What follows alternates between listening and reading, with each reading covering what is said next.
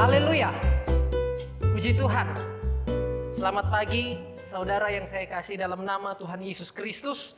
Kalau pada pagi hari ini di minggu ketiga di bulan April kita dapat bersama-sama kembali menikmati hadirat Tuhan. Hari ini saudara adalah hari minggu pertama dalam kondisi pembatasan sosial berskala besar di kota kita Pekanbaru ini. Iya, jadi saudara-saudari yang saya kasihi, saya percaya walaupun ada begitu banyak sekarang hal-hal yang kita lihat, yang kita rasakan terkait pandemi corona yang ada, tetapi tidak menyurutkan iman kepercayaan kita kepada Tuhan. Kita hidup karena kita percaya. Amin. Saudara yang saya kasihi, pada pagi hari ini saya ingin menunjukkan kepada kita untuk membuka di dalam Alkitab kita, di dalam tulisan Rasul Paulus, di dalam surat Rasul Paulus kepada jemaat di Roma, dalam Roma pasal yang kelima, ayat yang pertama sampai dengan ayat yang ke-6. Roma 5 ayat pertama sampai dengan ayat yang ke-6. Saudara bisa melihat Alkitab saudara, firman Tuhan berkata begini. Sebab itu kita yang dibenarkan karena iman, kita hidup dalam damai sejahtera dengan Allah oleh karena Tuhan kita Yesus Kristus. Oleh dia kita juga beroleh jalan masuk oleh iman kepada kasih karunia ini. Di dalam kasih karunia ini kita berdiri dan kita bermegah dalam pengharapan akan menerima kemuliaan Allah. Dan bukan hanya itu saja, kita malah bermegah juga dalam kesengsaraan kita. Karena kita tahu bahwa kesengsaraan itu menimbulkan ketekunan. Dan ketekunan menimbulkan tahan uji, dan tahan uji menimbulkan pengharapan. Dan pengharapan tidak mengecewakan, karena kasih Allah telah dicurahkan di dalam hati kita oleh Roh Kudus yang telah dikaruniakan kepada kita. Karena waktu kita masih lemah, Kristus telah mati untuk kita, orang-orang durhaka pada waktu yang ditentukan oleh Allah. Puji Tuhan. Saudaraku, setiap kita memiliki kelebihan dan kelemahan. Iya. Setiap saudara dan saya kita memiliki kelebihan dan kekurangan. Kelebihan kita itu adalah karunia dari Tuhan. Iya. Jadi saudara-saudari yang saya kasih, saya ingin sampaikan, saudara yang mempunyai kelebihan itu adalah karunia dari Tuhan. Sehingga kita tidak boleh berbangga diri, kita tidak boleh sombong. Amin. Atas kelebihan yang telah Tuhan berikan di dalam kehidupan kita.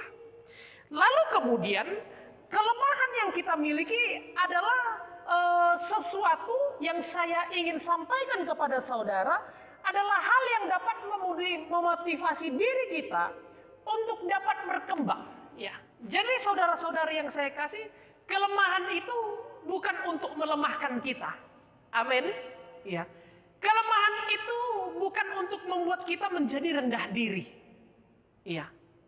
Tetapi kelemahan yang ada di dalam kehidupan saudara dan saya itu adalah untuk memotivasi kehidupan kita supaya kita semakin lebih luar biasa lagi. Puji Tuhan. Jadi saudara-saudari yang saya kasih, kebahagiaan dan kesuksesan dapat kita raih, ya, dapat kita terima apabila kita mengerti, memahami arti dari kelebihan dan kekurangan kita. Kelebihan tidak membuat kita tinggi hati, justru kita semakin merendahkan hati kita. Tetapi kelemahan itu tidak membuat kita menjadi rendah diri. Tetapi justru memotivasi kita semakin naik ke atas lagi. Yang percaya katakan amin. Saudaraku yang saya kasihi, ya. Baik itu engkau mengetahui kelebihan dan kekurangan diri kita sendiri, saudara pun mengetahui apa yang menjadi kelebihan dan kekurangan orang lain. Ya. Kelebihan suamimu, kekurangan suamimu, kelebihan istrimu, kelemahan istrimu, kelebihan anak-anakmu, kekurangan anak-anakmu, semua kita tahu. Ya. Kita saling mengerti, saling memahami. Tujuan ada kelebihan dan kekurangan itu supaya kita menjadi belajar lebih dewasa. Ya. Supaya kita lebih dewasa lagi di dalam perjalanan kehidupan kita. Ada orang yang memiliki kelebihan, kita tidak menjadi minder. Ada orang yang mempunyai kelemahan, kita tidak merendahkannya. Tetapi justru memotivasi di dalam kehidupannya. Ya. Jadi perlu ada kerjasama. Ya. Untuk mengenal dan mengerti kelebihan dan kelemahan orang lain. Ya. Saudara tidak akan bisa mengetahui kelebihan dan kelemahan orang lain kalau orang itu tidak menunjukkannya. Dan ketika mereka terlihat lebih daripada kita, dia bukan berarti sombong. Ya, bukan untuk kesombongan. Atau dia lemah daripada kita, bukan berarti kita harus merendahkannya. Ya. Pada dasarnya, saudara-saudari yang saya kasihi, ya, kita ini disebut powerless. Ya. Kita ini disebut powerless. Apa itu? Ya. Powerless itu orang yang pertama, dia lemah, ya, mudah jatuh, mudah kecewa, ya, mudah terpengaruh di dalam kehidupannya. Ya. Jadi orang lemah itu, Bapak Ibu Saudara-saudari, ya, dia mudah jatuh, dia mudah kecewa, dia mudah terpengaruh di dalam kehidupannya. Ya. Imannya mudah jatuh, saudara-saudari. Ya. Ketika dia melihat sesuatu yang tidak cocok dengannya. Ya. Dia mudah terpengaruh. Lalu kemudian yang kedua, ada orang yang bodoh. Orang yang bodoh ini mudah tersesat, saudara-saudari. Ya. Mudah tertipu. Dan sering sekali mengambil keputusan yang salah di dalam kehidupannya. Ya. Jadi kalau ada orang-orang yang mudah tertipu, ya, dan sering sekali mengambil keputusan yang salah, ya, itu adalah kelemahannya, saudara-saudari yang saya kasih. Dan yang ketiga dikatakan tidak berdaya. Ya. Tidak berdaya ini dia dapat dipermainkan oleh iblis, kedagingan, serta hawa nafsu. Ini terjadi karena kemanusiaan kita yang berdosa, saudara-saudari. Ya. Hal ini terjadi karena kita masih memakai daging kita ini. Masih memakai tubuh kita yang fana ini, saudara-saudari. Ya. Jadi makanya banyak orang yang menjadi lemah, banyak orang yang menjadi bodoh, banyak orang yang menjadi tidak berdaya. Ada begitu banyak contohnya di dalam kehidupan kita sehari-hari.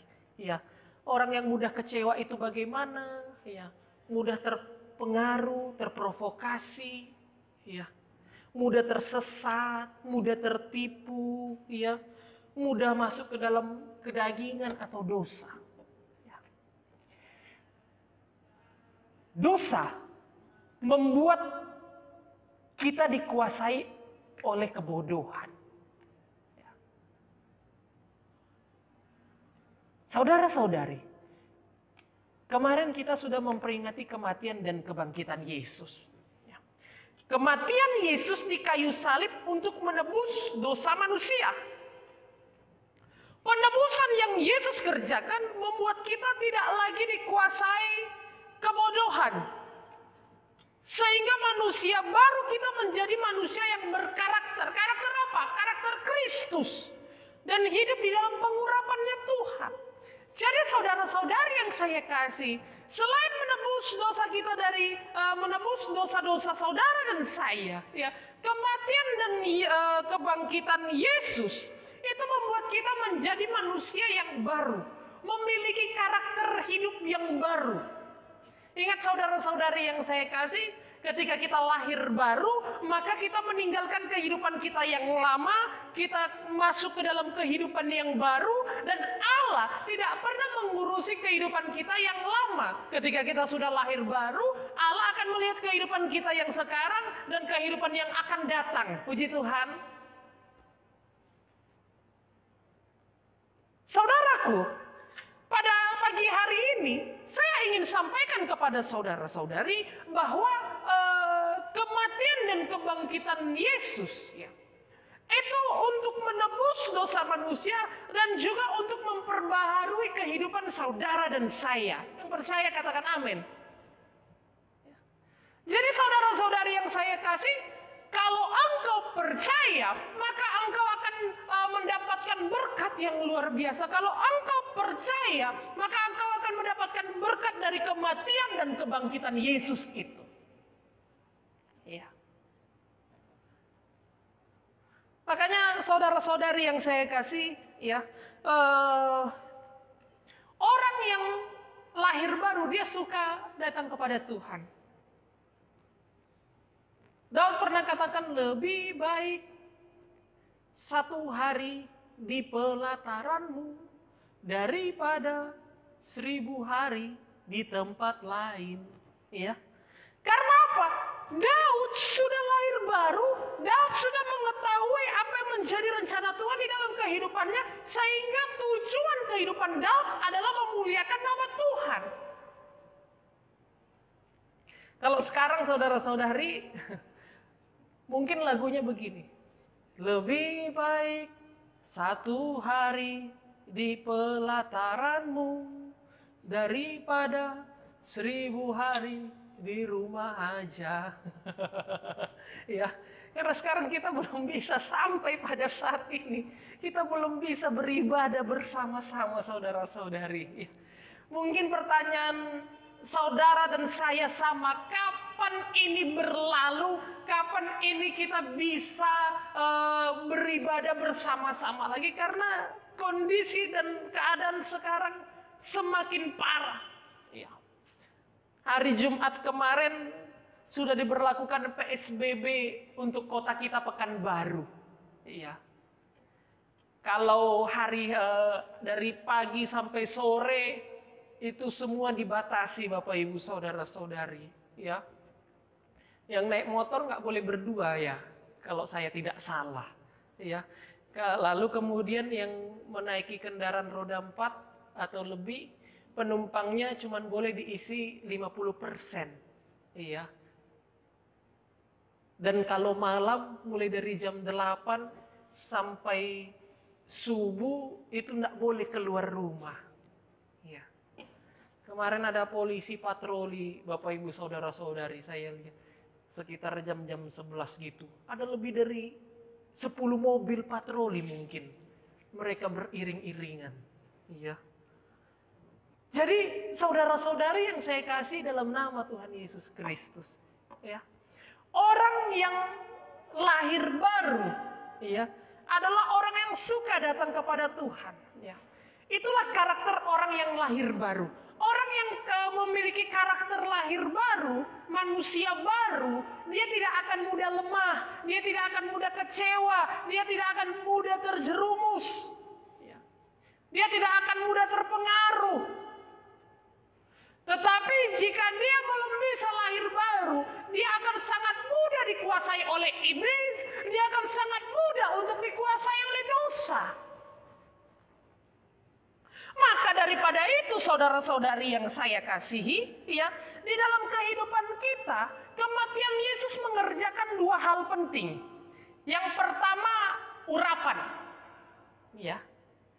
Yang pertama, urapan. Galatia 2 ayat 19 sampai dengan ayat yang ke-20. Mari sama-sama kita buka Galatia 2 ayat yang ke-19 sampai dengan ayat yang ke-20. Firman Tuhan berkata, sebab aku telah mati oleh hukum Taurat untuk hukum Taurat, supaya aku hidup untuk Allah. Aku telah disalibkan dengan Kristus. Namun aku hidup, Tetapi bukan lagi aku sendiri yang hidup, melainkan Kristus yang hidup di dalam aku. Dan hidupku yang kuhidupi sekarang di dalam daging adalah hidup oleh iman dalam anak Allah yang telah mengasihi aku dan menyerahkan dirinya untuk aku. Saudaraku, ya, kematian Yesus mengajarkan dua hal penting, yaitu pertama berbicara tentang urapan. Ya. Paulus diurapi oleh Allah. Orang-orang yang hidup baru, orang-orang yang menerima keselamatan dari kematian Yesus, dia akan diurapi oleh Allah. Yang percaya, katakan amin. Jadi saudara-saudari yang saya kasih, perlunya pengurapan di dalam kehidupan kita itu sangat penting. Ya. Perlunya pengurapan di dalam kehidupan saudara itu sangat penting. Orang Kristen, anak-anak Tuhan yang lahir baru harus diurapi oleh Tuhan. Amin. Ya. Jadi saudara-saudari yang saya kasih, jangan katakan, wah urapan itu hanya untuk hamba Tuhan. Wah urapan itu hanya untuk pendeta. Wah urapan itu hanya untuk penginjil. Ya. Tidak saudara-saudari. Tetapi urapan Allah untuk saudara dan saya, kita sebagai orang Kristen. Amin. Ya. Lalu kemudian yang kedua, lewat kematian Yesus kita belajar tentang karakter. Di dalam 2 Korintus 5 ayat yang ke-17. Mari saudara-saudari kita membukanya. Kita lihat saudara, firman Tuhan berkata, jadi siapa yang ada di dalam Kristus, ia adalah ciptaan baru. Yang lama sudah berlalu, sesungguhnya yang baru sudah datang. Amin. Siapa yang di dalam Kristus, dia adalah ciptaan baru. Yang lama sudah berlalu, artinya kehidupan lama engkau Tuhan tidak akan ungkit-ungkit lagi. Dosamu di masa lalu Tuhan tidak pernah ungkit lagi karena sudah ditebus. Ya. Sesungguhnya yang baru sudah datang. Saudaraku, ya. Orang yang menerima keselamatan dari kematian Yesus, dia menerima karakter hidup baru. Ya. Karakter akan menolong dan membantu kita untuk melakukan dan mengerjakan segala sesuatu di dalam pengiringan kita, di dalam perjalanan kita di kehidupan ini. Sedangkan urapan membuat kita dapat menyelesaikan sesuatu. Jadi saudara-saudaraku yang saya kasih, standar kualitas hidup kita pasti akan meningkat. Karena apa? Yang pertama ada urapan, yang kedua ada karakter. Dan kedua hal ini dapat kita terima lewat kematian dan kebangkitan Yesus. Orang Kristen harus menerima urapan yang baru. Orang Kristen harus menerima karakter yang baru. Kita harus memiliki kedua hal ini, Bapak Ibu Saudara-saudari. Kenapa? Saya ingin sampaikan, karena urapan tanpa karakter adalah batu sandungan. Sedangkan karakter tanpa urapan adalah kesia-siaan. Amin. Ya. Jadi saudara-saudari yang saya kasih, saudara kita tidak bisa hanya mempunyai urapan saja, iya. Karena apa, saudara-saudari? Iya. Karena urapan tanpa karakter itu akan menjadi batu sandungan. Begitu juga karaktermu, karakter saya, tanpa urapan, karakter kita akan menjadi sia-sia, tidak berguna. Oleh sebab itu, saudara dan saya kita harus memiliki karakter dan urapan. Sebagai orang percaya kita harus memiliki karakter dan urapan.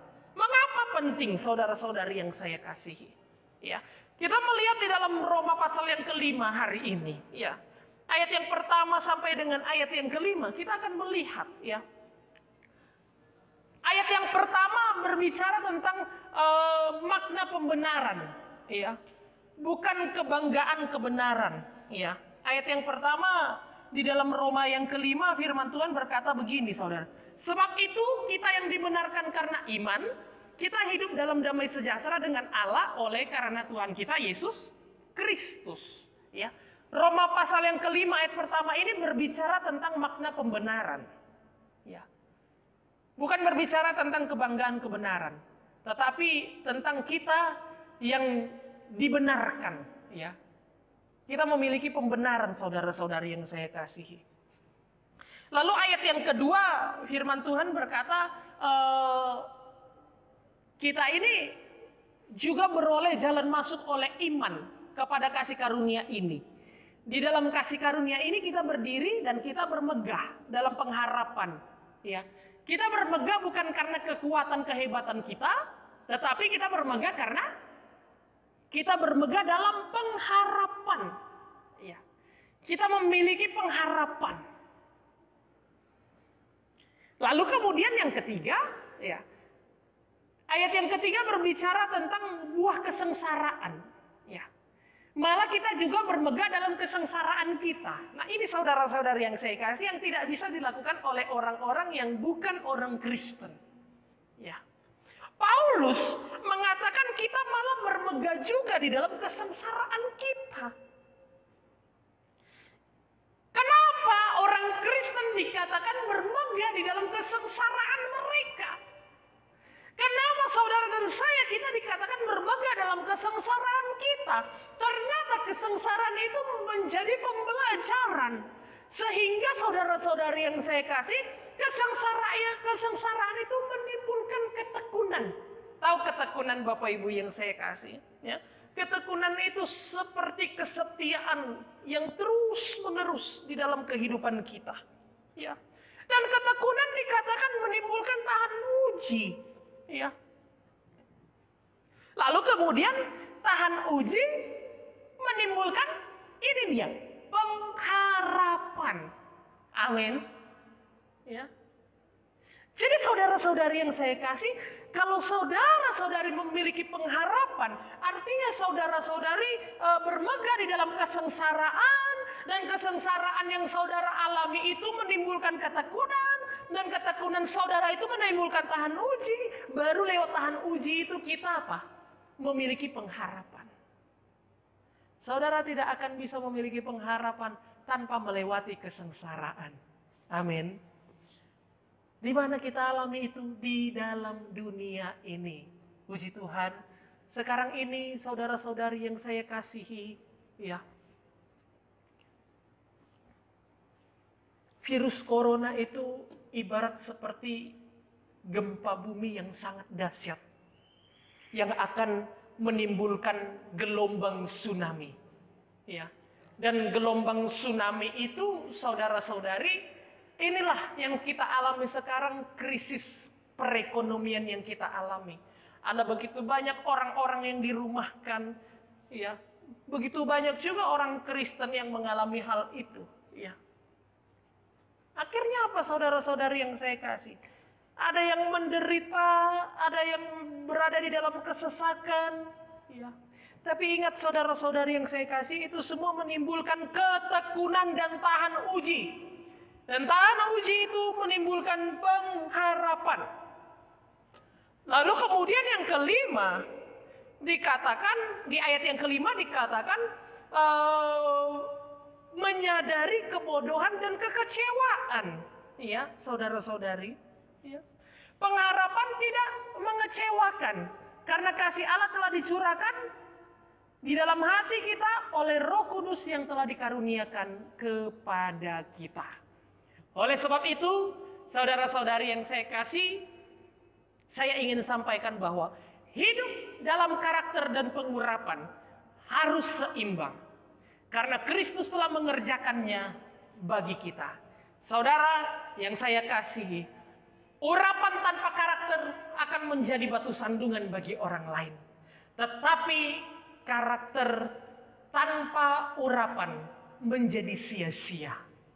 Oleh sebab itu, saudara harus mempunyai urapan dan karakter di dalam kehidupanmu. Supaya kita sempurna di dalam Tuhan. Supaya kita disempurnakan di dalam pengiringan kita kepada Tuhan. Karena Yesus 2000 tahun yang lalu sudah mengerjakannya bagi kita semua. Lewat kematiannya di kayu salib dan kebangkitannya memenangkan kita dari dosa maut. Puji Tuhan. Tuhan Yesus memberkati kita semua. Sama-sama kita tundukkan kepala, kita berdoa. Bapa di dalam sorga, Tuhan Yesus yang baik, kalau pada pagi hari ini Tuhan, di hari Minggu ini kami dapat bersyukur, berterima kasih Tuhan Yesus lewat kebenaran firman Tuhan yang Engkau ajarkan di dalam kehidupan kami Bapa di dalam sorga.